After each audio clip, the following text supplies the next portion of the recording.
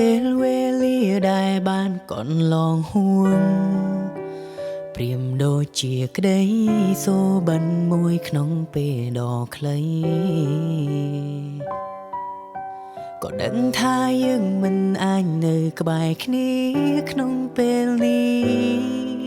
ពួកយើងបានបែកផ្លូវគ្នាទៅហើយភ្នែកឡើងចង់ឃើញវត្តមានអូននៅក្បែរដែលមើលថែស្នេហ៍មួយនេះរហូត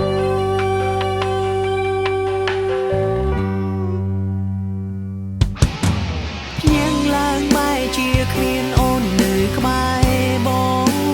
ពួកយើងបានឃ្លៀងពីគ្នាហើយឆ្ងាយពីគ្នា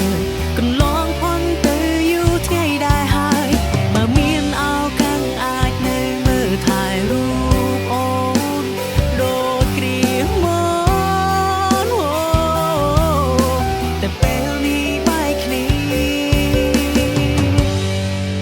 ព្រោះភ្ញាក់ឡើងលែងមានអូន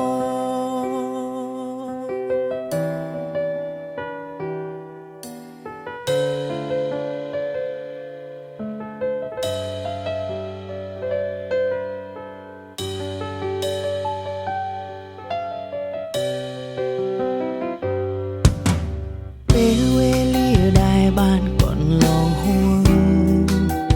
ព្រាមដូចជាក្តី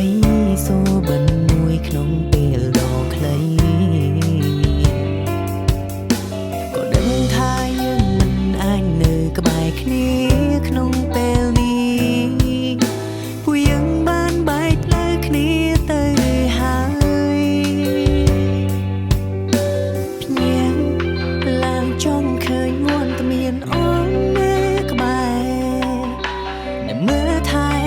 ស្នេហ៍មួយនេះរហូត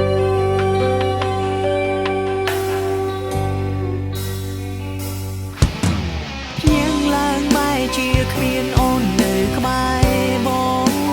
ពួកយើងបានឃ្លៀងពីគ្នាហើយឆ្ងាយពីគ្នាកន្លងพ้นទៅយូរថ្ងៃដែរហើយបើមានឱកាសអាចនៅមើលថែរូ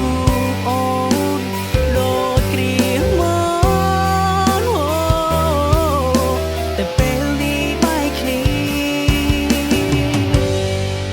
ព្រោះភ្ញាក់ឡើងលែងមានអូន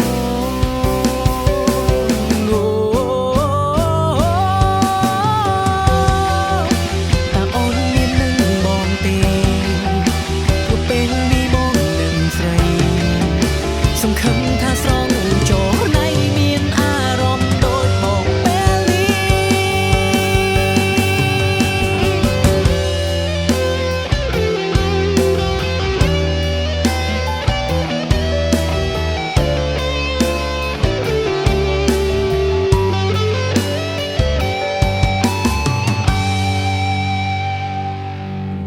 ភ្ញាក់ឡើងបែរជាគ្មានអូននៅក្បែរបង